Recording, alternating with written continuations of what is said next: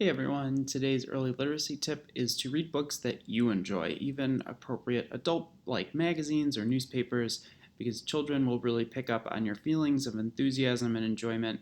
And really, the main benefit, especially early on, is just hearing the words read out loud. Thanks and enjoy the video.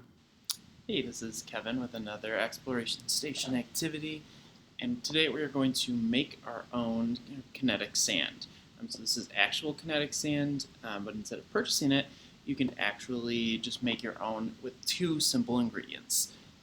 You just need a mixing bowl, and then the ingredients are flour and baby oil. Um, and you use a 1 to 8 ratio, so 2 cups of flour, you would use 1/4 cup of baby oil, and then you would just mix it all together. And it's basically you have flour that really holds its shape when you move it around, kind of like kinetic sand does. It's great for sensory play, and it's super fun to actually make it. You can kind of learn some basics of cooking and mixing together, and hopefully you guys enjoy.